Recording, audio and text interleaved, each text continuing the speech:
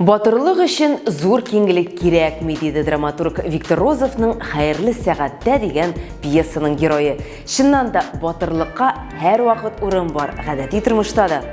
Исәнмісіз, сіздің білім дүниясы. Бүгін біз геройлар турында, оларның істі-барлары турында сөйлесербіз. Алдағы минутларда. Мәңгілік қатерде кадет мектебінде Татарстанның соңғы Советлар Союзы геройы батырлығын нешік еске алалар. Күнде софта не үшін кадетлар бар оқушылар ішінде өрнек. Бүтін ел оқушылары бірләшігіз, Россия балалар харакатын кім жетекли?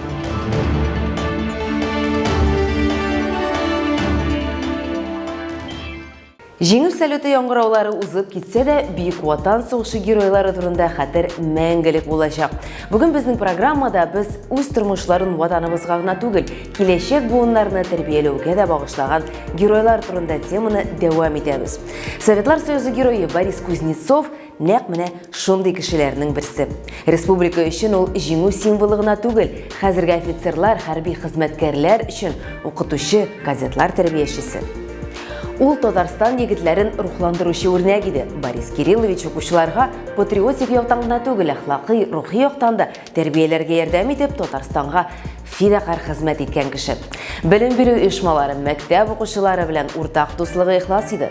Казан кадет мәктәбе оқучылары да искә ала. Очрашулар һәр вакыт җылы узды. Нәкъ шул мәктәп аның исемен йөртә. Аның диварларыннан безнең киләсе репортаж.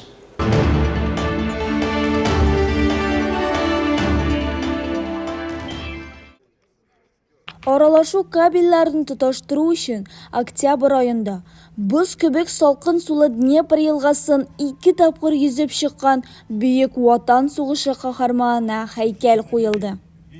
Борис Кирилл улы Кузнецов сугышка китәргә үзе теләп берничә кат гариза язганнан соң 16 яшендә связистлар отрядына эләгә. Командиры һәлак булганнан соң иң беренче булып отрядын җитәкләп фашист һөҗүменә каршы торган Казан егете 18 яше дә тулмый Советлар Союзы героен алган бердән-бер кеше. Ты Днепр форсировал не раз туда-обратно. Кадет-интернат мәктәбендә торачак һәйкәл ачу тантанасында төрле юнәлештәге министрлыклардан тыш Татарстан Республикасының президенты да катнашты.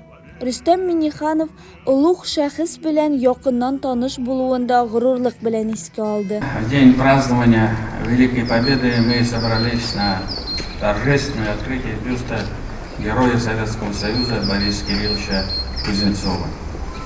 Борис Кириллович — герой Великой Отечественной войны, еще беззаветное служение отчизне, достойно высшего государственного знака отличия. Его любовь к родине, доблесть в боях и труде — достойный и вдохновляющий пример для молодежи. Отдельные слова заслуживает его общественная деятельность, направленная на патриотические, нравственные и духовные воспитания юных граждан нашей республики. Светлая память о Борисе Кирилловиче, его неиссякаемой энергии, оптимизме, жизненной мудрости, патриотизме навсегда останется в наших сердцах. Его дело и то, что он заложил в республике, не только в республике, он продвигал республики и на уровне всей страны. И мы гордились Борисом Кирилловичем. И сегодня один из лучших наших учебных заведений, кадетская школа, которая носит его имя. Здесь мы открываем бюст этому великому человеку. Алтын йолдыз медале һәм Ленин орденына лаек булган Борис Кузнецов гомер буе актив җәмгыяви эшчәнлек алып барды. Тантанага килгән Әлфия ханым сүзләренчә, тормыш иптәше кадетлар мәктәбенең аның исемен йөртүенә чиксез шат булган. Кызганычка каршы, 2020 елны Бөек Ватан сугышы герое 94 яшендә вафат булды. Он прожил красивую, достойную жизнь, насыщенную. Ул матур һәм лайыклы, игелекле эшләргә бай лайыклы тормышта яшәде. Горурланырга, истә тотырга һәм аның тормыш юлына тигезләнер өчен, аның турындагы якты хатирәләр буыннар күңелендә саклансын иде. Бу көнне мин барыгызга да тынычлык телим, аның җиңүе бары тик гамәлләргә генә этәрсен сезне. Борис Кузнецов укучылар өчен зур үрнәк һәм көч чыганагы. Сугыштан соң илне күтәрүгә керткән өлеше аның күп кырлы шәхес булуында сызыклый. Шуңадыр да газетлар тантанага нык әзерләнгәннәр. Бәйрәм бушка чәчкәләр кую белән тамамланды.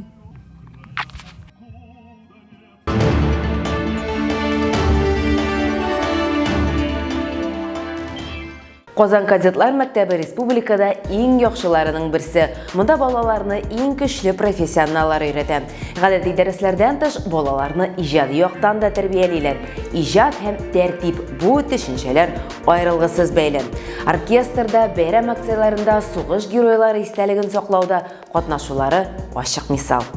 Айруча билгеләп үтик, җиңү парадында катнашуны газет мәктәбенең парад хисабы балалар һәм укытучылар өчен аерым дәрәҗә.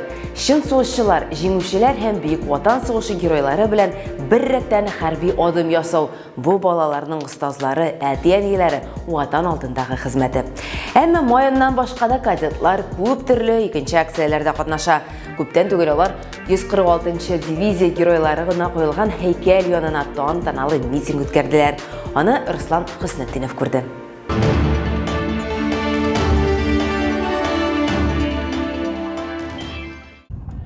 Борис Кузнецов исемендәге Казан кадет мәктәп интернатында 400-дән артык укучы белем ала. Аларның һәр кайсы 9 май парадына ныклап әзерләнгән.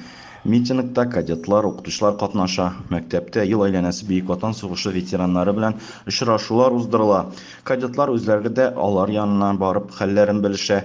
Яшь буын тарихны җиңү алып кайткан бабалар турында кичкенәдән горурланып үсә.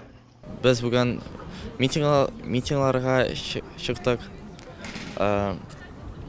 Безнең мәктәбе һәр ел митинглар чыгабыз. Һәм чәчәкләрне салабыз. Без мәктәптә патриотик һәм тарихлы вакыты өйрәнәбез. Казан кадет мәктәп интернат укучылары 146-нчы укчы дивизиясе сугышчылары истәлегенә куелган һәйкәл янында хәлак булган солдатларны 1 минут тынлык белән искә алды. Һәйкәлгә чәчәкләр салдылар. Это традиция в кадетской школе. Кадет мәктәбендә бу традиция еллар буена сакланып килә. Безнең университетта анда актив катнаша. Яшьләр белән дә тыгыз эшлибез. Үткәнен белгән буынның гына киләчәккә өмете бар. Рөстәм Малов кадет мәктәбендә укырга балалар бакчасына йөргәндә хыялланган дәһшәтле еллар турында күп мәгълүмат белә. Аеруча Борис Кузнецов батырлыгы җиңү өчен зур өлеш керткән дип саный. Кузнецов бездән бик әйбәт булган, ул үлде. Аның турында килә монда.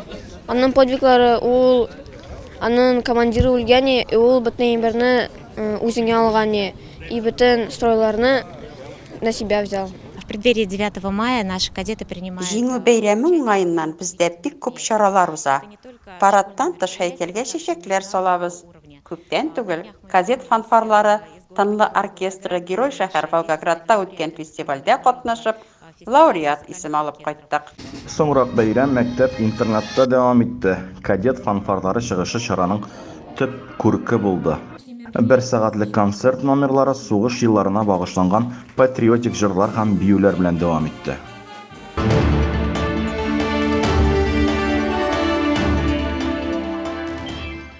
Россиядә пионерияның 100 еллык юбилеенда яңа балалар хәрәкәте булдыралар. Аны Татарстаннан чыккан кеше җитәкләде.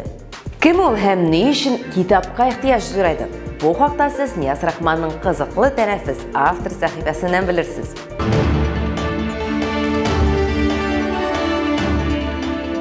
Исәнмесез, мой мәктәп укучылары өчен иң көтеп алган ойларының берседер ул, чөнки алда чыгарылыш кичәләре һәм каникуллар. Бу кызыклы тәнәфес сәхифәсе һәм интернеттагы иң кызыклы яңалыклар хакында алдагы 5 минутта нәкъ менә без сөйләрбез.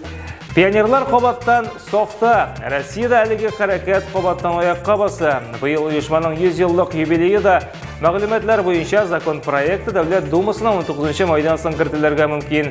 Әлігі қаракет большая перемена проекты һәм қойбір түбәк ұйышмалары базасында ұйыштырылашақ.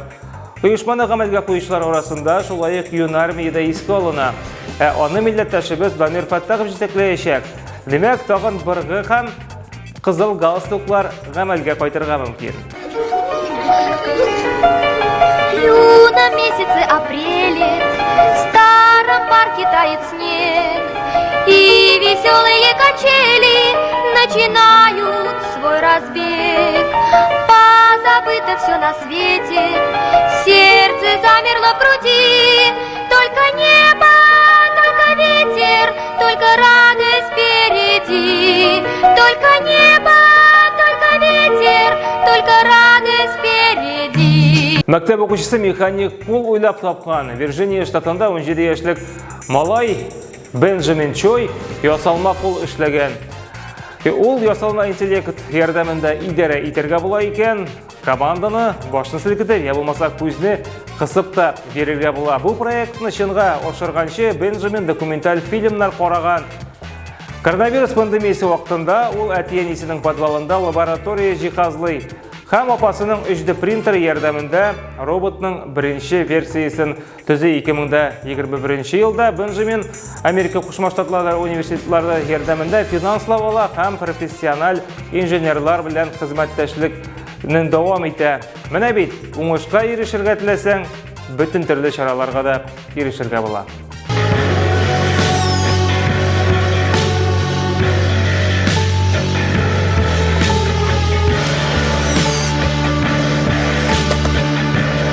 Рекордлы эстафета Америкалы коляскаға 5 баласын утыртып ярым марафонға шыға һәм Гиннеслар рекордлар китабына кірді. Чет Кэмпбелл күп балалы әти. Марафонда ул 20 километрдан артык ораны уза, ират бүтін юлға 2 сағатта 19 минут вакытны сарыф еткән. Шунысы қызық, дуслары, балалары гына түгел, хәтта мин барысында булдырам дигән язу да аңа көч биреп тора. Бу Кэмпбеллның беренче генә дөнья рекорды түгел. 2019 елда ул тулы марафонда 5 сәгатьтә 31 минут эчендә йөгереп узды. Балаларын исә ул вакытта буксир белән тарта.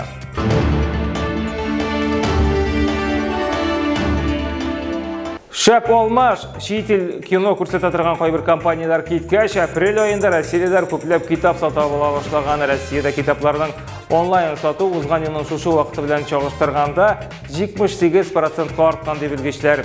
Чит телләрдәге китаплар 144, букинистик басмалар 132 һәм комикслар 94%-ка артып киткән. Басма мәгълүматлары буенча вазгыять кинотеатрларга йөрү кимү белән бәйле.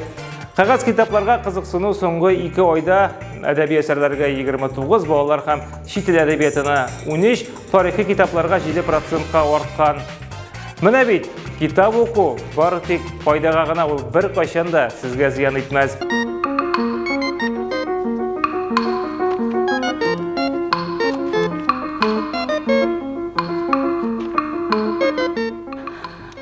Взрослеет внучек. До отцовской библиотеки добрался. Файдага мәллә зыянгамы Швеция галимнәре компьютер уеннарының бала интеллектына уңай нәтиҗәсен раслады. Швецияда Каролин институтының галимнәр төркеме бала үткәргән вакытның экранда аның коллектив сәләтләренә ничек туры килүен ачыклау өчен АКШ балаларының экранлы гадәтләрен өйрәнгән. Нәтиҗәдә компьютер уеннарында гадәти вакыттан узаграк уйнаган укучылар үзләренең интеллектуаль күрсәткечләрен яхшырткан. Димәк, уеннар начар йогынты ясамый дигән фикердә галимнәр.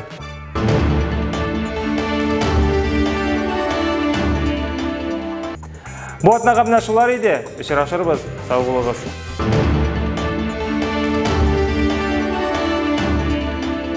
Безгә социаль челтәрләрдә язылыгыз, кызыклы мәгълүмат белән уртаклашыгыз. Яңаны белдем дип аңлау, шул рәхәт дип язган француз комедиографы, классик комедияны иҗат итүче Мольер. Белемнәргә омтылыгыз. Бер атнадан күрешербез. Сау булыгыз.